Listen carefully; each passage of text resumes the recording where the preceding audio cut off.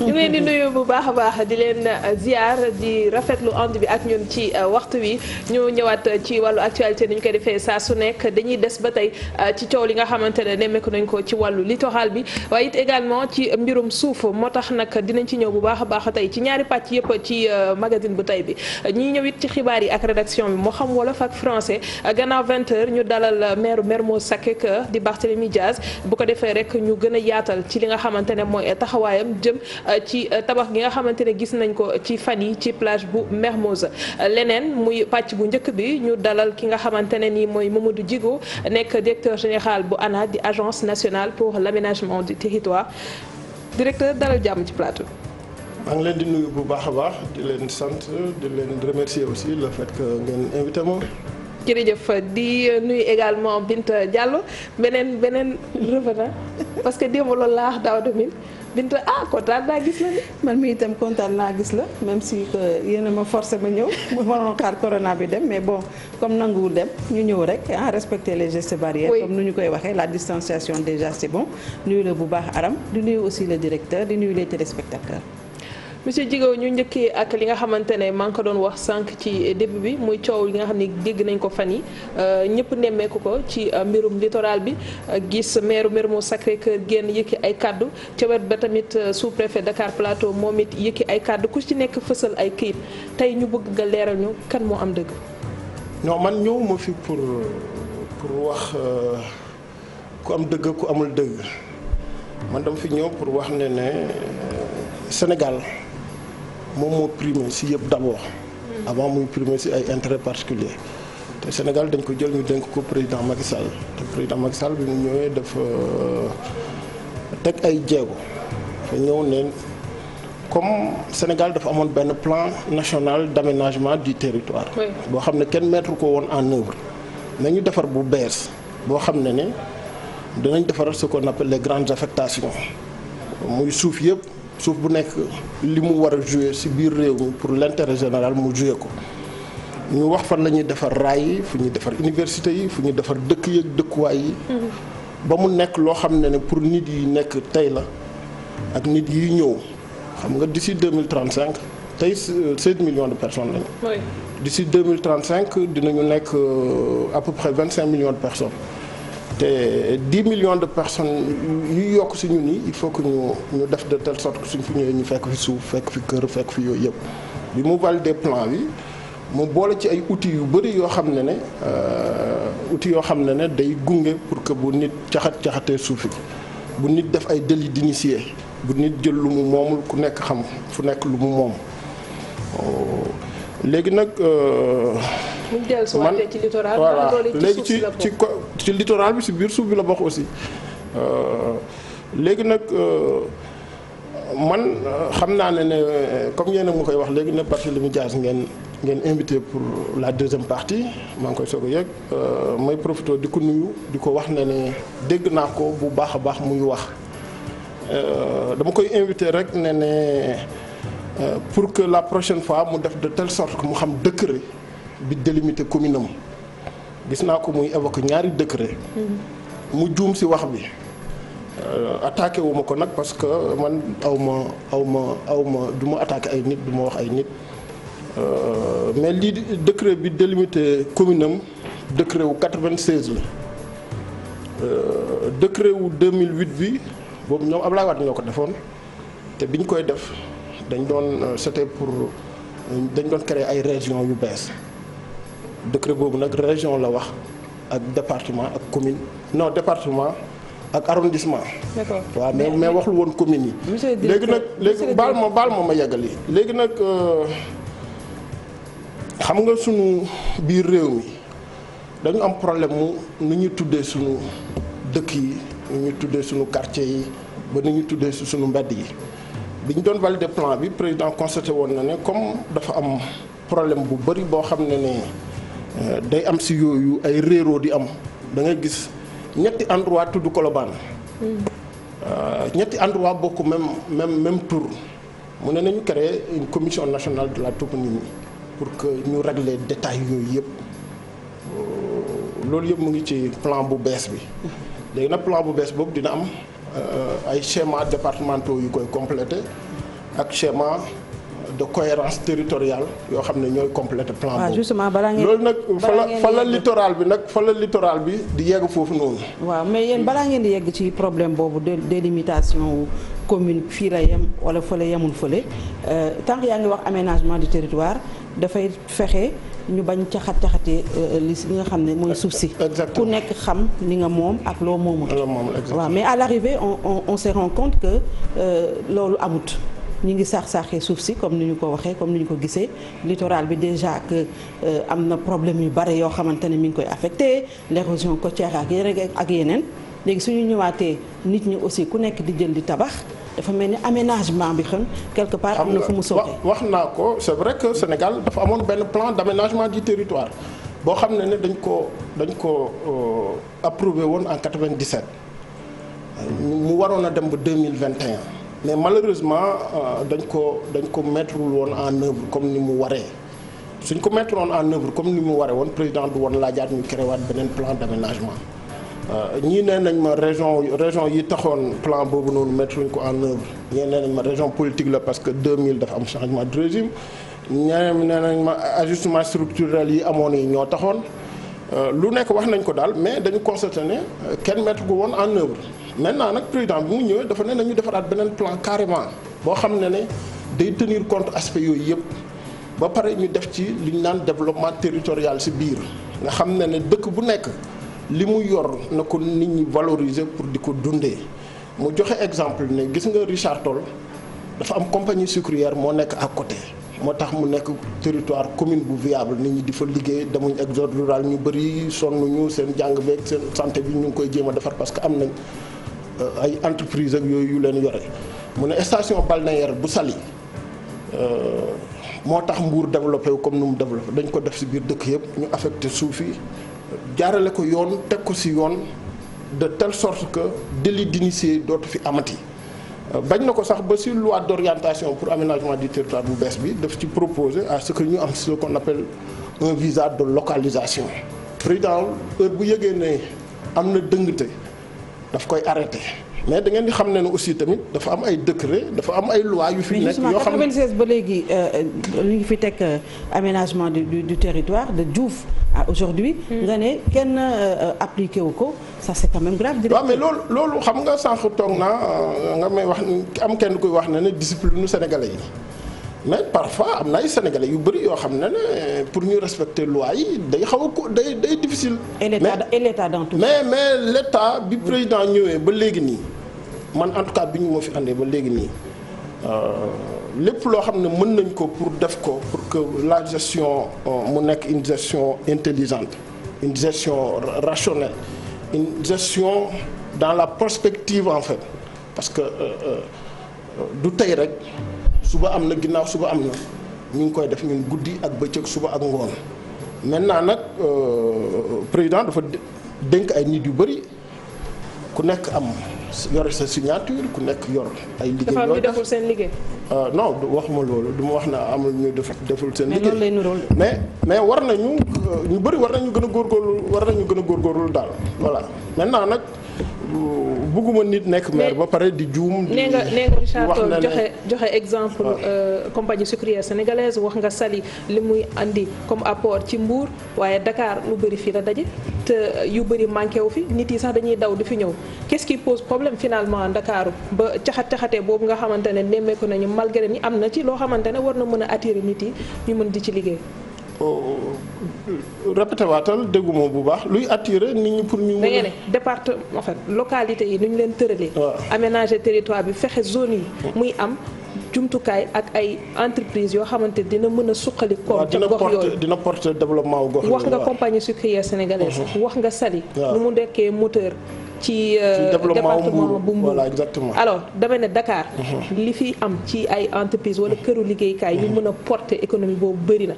lu waral littoral bi foofu nekk zone boo xamante ne dafa intéressé ñëpp ndax dañ koo délimité wul nu mu waree ndax bu ñu jëlee façade ouest maritime bi façade maritime ouest bi yëpp gis nañ ay communes yu bëri ñoo si laale te communes yooyu noonu tey xanaa defuñu ko de telle sorte que ku ci nekk xam la nga moom ba ku ci nekk nga war a mën a gérer sa gox ba du indi lor ci keneen. waaw nee naa la dafa am na plan bu fi amoon plan bi dañ ko mettre woon en œuvre. nañ bàyyi plan boobu kay waaw mais plan boobu defar bu bees. waaw suñ ko mettre woon en œuvre konoon coow du am. bi ngeen defar yéen fan ngeen ci toll. bi ñu def le 24 janvier dernier la ko président validé fan yii nii am na loi d'orientation boo xam ne pare na moo ko war a gunge. si loi d'orientation boobu noonu si la ñu wax ne nañ ci créer li ñu naan visa de localisation nga xam ne heure bu nit jógetee ne day dem tabax quelque part waa aménagement du territoire dinañ si am yoon ñeneen ñëpp dinañ si am yoon fekkee ne fu ñu war a tabax la ñu bàyyi fekkee fu ñu warul tabax la ñu ne fii kat lii lañ fi prévoir kenn du fa tabax président bañ na ko sax ba anticiper na parce que littoral bi yëpp SCOT lañ ko prévoiroon SCOT mooy schéma de cohérence territoriale nga xam ne danañ def de telle sorte que tourisme bi mu am si doole ñu protéger environnement bi ñu def de telle sorte que sénégalais yi am si accès ak yooyu noonu yëpp mu ngi ci mbir mi maintenant nag dara xëyul rek sotti. jëfe bi daal moo des. non ñu ngi koy organiser di ko def ndànk soo gisee président xëy ñëw arrêté yenn affaires yëpp nee na ko nit ñi arrêté ba ñu defar schéma bi c'est parce que xam na ne lii la ñu war a def te lii pour ñi nekk tey la ak ñi nekk suba ak ginnaaw suba. mais pour que mu bañ a nekk aussi benn genre tollé bi nga xamante ne yëkkati nañ ko fi ci li ñuy saaxee le littoral moo tax président sax réagir parce que nekkul woon au courant de ça la presse lui a appris ce qui se passe au niveau du littoral. On a vu que le sous-préfet de Plateau nee na Barthélémy na yem ci zone de compétence am. fu maireem fu mu yem. yow tam ñëw nga wax ko. est-ce que tey seen liggéey yéen aménagistes yi. léegi man dama ko invité. est-ce que yéen aménagistes yi tey jii seen liggéey. mun na dem sans les collectivités territoriales. il faut ngeen boole seen bopp pour mun a liggéey am résultat bu probant. réew kenn mënul dem sans keneen ki lépp lu ñuy def il faut que ñëpp ànd si ñu def ko. moo tax dañ ma instruire man sax personnel dañ ma instruire pour que ñu dem délimiter commune am moom ak beneen commune bi. décret yi ñoom ñoo loi bi mooy wax ne commune bii nii fii la commencé fii la yem. te léegi moom commune am décret 96 la Abdou Diouf moo ko signé bi may ñëw dama ko àndaale nii. boobu temps premier ministre Habib Thiam. waaw pour mu ngi nii dama ko àndaale nii. xam nga bi ma ñëwee ANAT li ma njëkk a def mooy que ne dama ne comme ANAT moom moo yore cartographie nationale. ANAT moo yore tout lépp lu ñu naan les travaux géodésiques les travaux géographiques de ce pays li ñu amoon en termes de carte de plan de 1960 ba tey nañ ko numériser nañ ko archiver de telle sorte que su ñuy waxee ne telle commune comme commune am moom 96 lañ def délimitation yi mu ngi nii soo xoolee fii nii dañ lay bindal sud bindal la ouest bindal la est bindal la voilà nord beeg yooyu noonu yëpp lii c'était en 96 xam nga de 96 à maintenant am na lu bëri lu fi changé am na ay yoon yu ñu si tabaxaat si diggante bi am na yeneen ak yeneen yoo xam ne dindi nañ ko si yokku nañ ko si. est-ce que décret bi ba léegi dafa valable. décret bu valable la parce que bii nii moom moo délimité commune Dakar yi en fait bu 2008 bi dafa juste comme dañ doon créer ay régions yu bees ñu delloowaat yeneen tur yi ci biir mais deful délimitation bii nii léegi nag ñun suñu image satellite yi ñu yore yi ak cartographie nationale yi ñu defoon ni 96 ba ay année 1960 yëpp dañ ko cartographier dañ ko numériser ñu archiver ko de telle sorte que suñu waxoon ne commune telle ak commune telle benn garabu guy moo leen séparé ñun dañ lay dem retrouver garabu guy bi ne la garabu guy bi la woon année bii nii parce que am nañ image satellitaire yi fekkee ne leneen ak leneen la ñu wax tamit noonu la ñu procédé maintenant nag coow li des fois day bëri te du ko jar moo tax moom dañ koy invité moom ak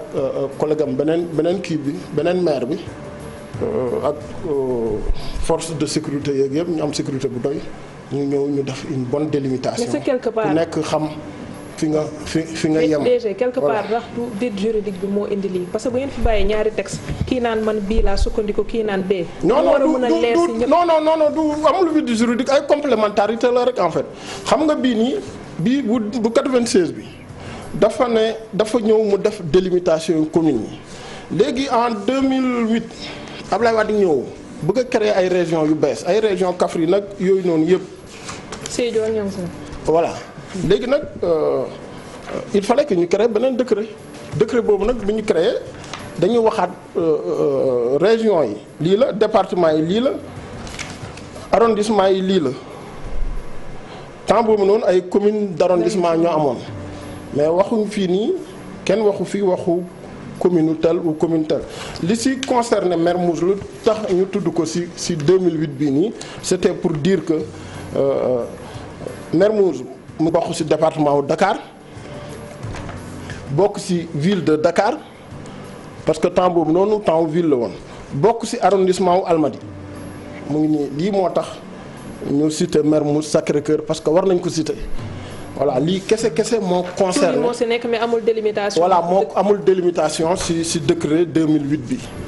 parce que 96 bi moo defoon délimitation yi. exactement lii la. mais tey justement léegi nag man mun naa ko jox. soo su fi ñëwee à 20h. war na ko yor moom ou bien aussi su bëggee man voilà ça me dérange pas mun nañu toog waxtaan. voilà mais coow li jaru ko parce que xam nga état waaw déglu ma rek xam nga état moom moo régalien état moom moo yor yëpp dafa am lu muy jël mu dénk ko collectivité territoriale yi ñu wax décentralisation fekkee dafa am leneen loo xam ne daf ko bokk tamit ak yeneen état yi comme ñun suñu diggante ak Gambie ak Mali et tout ça suñu amee ressource bu ñu bokk bu ñu partagé ñu def ce qu'on appelle la suppléance ñu créer benn entité boo xam ne ñaari dëkk yi ñoo koy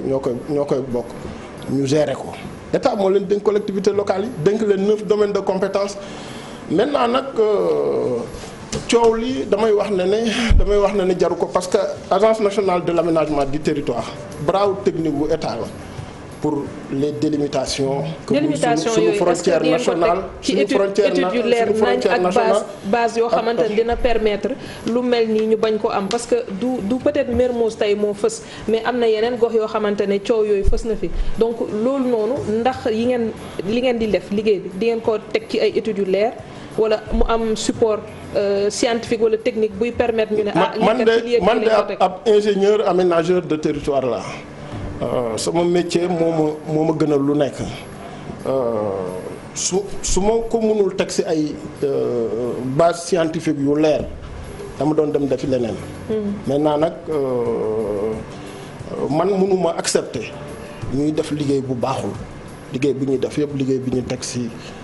yoon. loolu day tekki découpage administratif yi ñu def yëpp baax na. non découpage yi ñu defoon am na ci ay erreurs yu bari. man jamono ji laa ne non jamono ji ñu ngi nekk di ko defar pareeguñu xam nga Sénégal ay dëkk yu bari la ay yoon yu bari la le fait que nga nar a délimiter ñaari commune rek day jël temps bu bari parce que da ngay interroger ay images yu yàgg. da ngay ñëw interroger heureusement am nañ ay GPS de dernière génération yu ñuy permettre suñu mesures yi duñ ci juum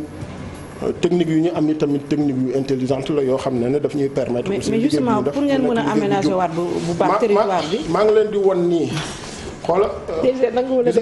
non maa ngi leen di won nii gis nga image bi nii. image bi photographie aérienne la de 1997. d'accord voilà lii ñu ngi ko dans nos dañu yor ay laboratoire ak ay ingénieurs yu. la photographie de 2020 nous montre que suñu littoral bi daal saaxi nañ ko. lii pour mais nga déglu ma rek. léegi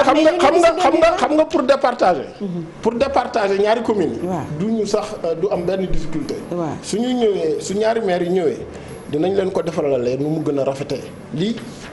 image satellite 97 la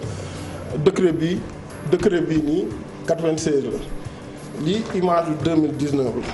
mu ngi nii maintenant nag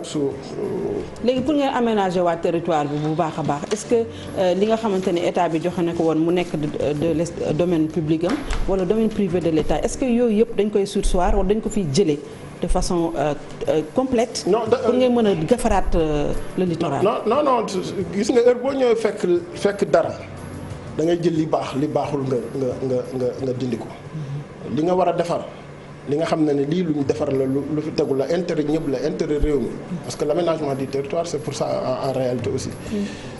li baaxul dañ naan lii carrément nañ ko fi jëlee li baax dañ naan ne lii nii nañ ko fi bàyyi. maintenant nag aussi mu respecter règles yi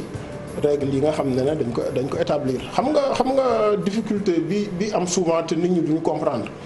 mooy nit day ñëw tey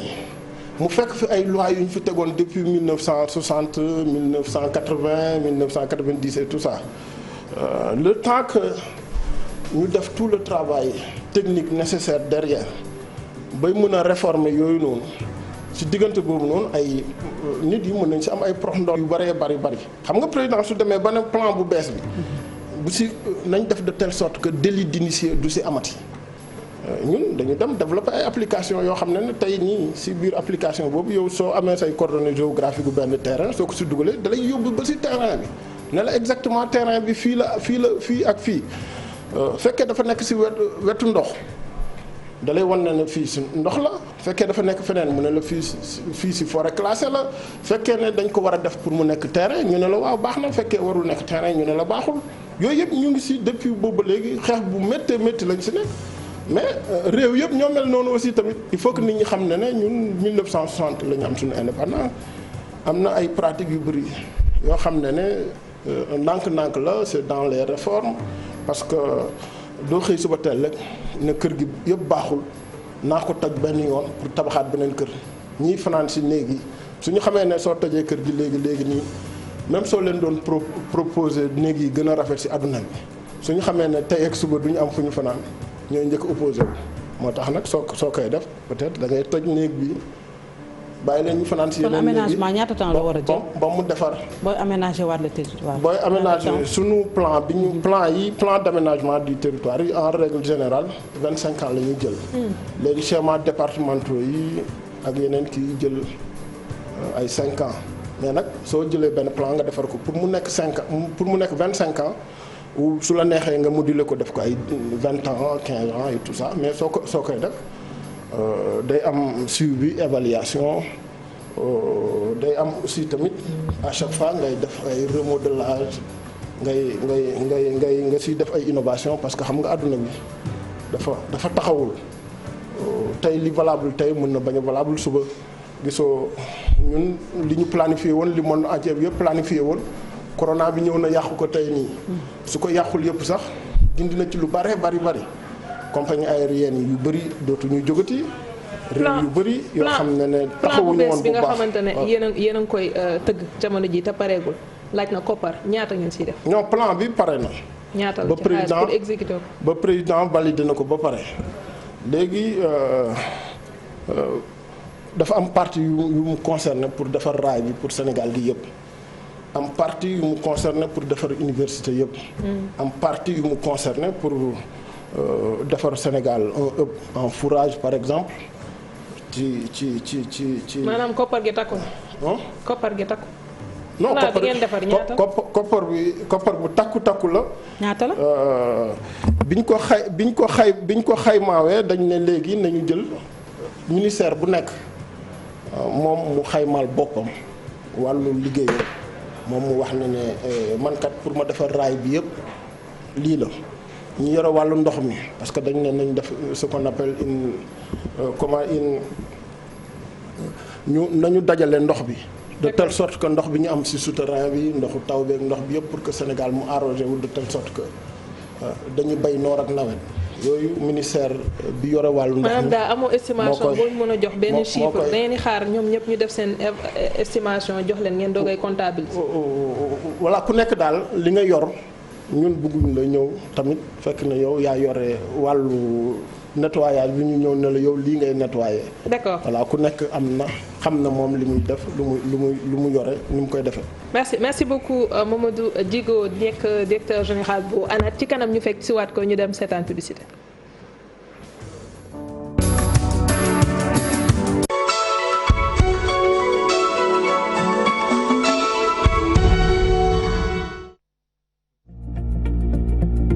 auzu billahi min asheytaani rajim bismillahi rahmaani rahim la hawla wala quwwata illa billahi al-aliyyil azim lor gii dikk di feebar boo xam ni dafay wàllante nu moytandiku ci kenn ku nekk ci sa moroom it moytandiku ko ci moroomam sart yi ñu ci dénk muy takk masque yi sëriñ baa ngi ciy ñaax ñëpp muy njabootu boppam gi nga xam ni dañ koy déglu yaakaar Thiénaba ak mboolem réew mi kon mu ngi ñaax ñëpp ñu respecté masque yooyu ñu respecté di raxasu bala ngay génn ak boo génnee ba ñëw lépp loo xamante ni wax nañ ko ni nañ julli ji nañ ubbi jàkk yeeg yëpp it bu mu tee kenn ku ne matuwaay ba nga mën a jël ci diggante yi soriante bi matuwaay yi nga mën a jël ci masque matuwaay yi nga jël ci set ba doo ko jox sa morom du la ko jox sëñ bi mu ngi gën a feddali kàddoom ci di ko ñaax mboolem taalibe yi waaye di ko ñaax mboolem julli. asalaamaaleykum wa rahmatullahi taala wa barakaatu. Helcom Bâche, leader en logistique événementielle, bâche et tente, innove. Helcom Prestige, l'agence de communication de Helcom Bâche, organise le premier salon virtuel Agrobusiness Sénégal. Cet événement se fera entièrement à distance sur une plateforme numérique. Vous êtes en Afrique, en Asie, en Europe, aux États-Unis, vous pouvez participer au salon avec pour seul accessoire un téléphone, un ordinateur ou une tablette. Le salon se tiendra sur 5 jours et recevra plus de 25 000 visiteurs. Profitez de cette innovation où que vous soyez et quand vous le souhaitez avec 80 exposants. Consultants, profitez de nos webinaires en live pour faire connaître votre expertise. Des stands virtuels sur lesquels vous montrerez vos produits et services. L'accès au salon est gratuit pour l'ensemble des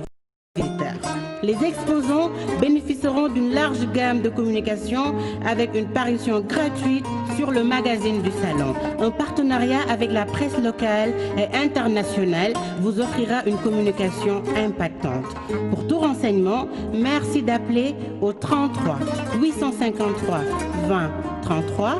78 103 23 70 78 106 43 21. Helcom Prestige, nous déployons notre expertise pour faire rayonner votre réussite. Fossa Lidia Impérial Diamond ndaanaanu tissu bazin yaa ngoog di bazin bu jéggi dayoo ndax taar ba boole dëgër rafet te mucc ayib ndimo bii mooy bu baax bi melokaan bi rafet ba àgg ci lool tissu bazin bii mooy Fossa Lidia.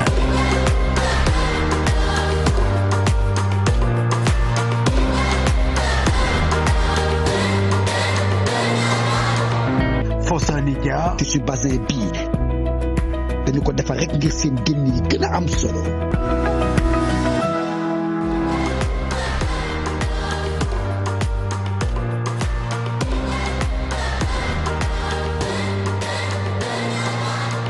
Foussanaker. bis ni ki tey dogu naa ci jëf ngir jàmm njaboot gi rawatina bu sama soxna.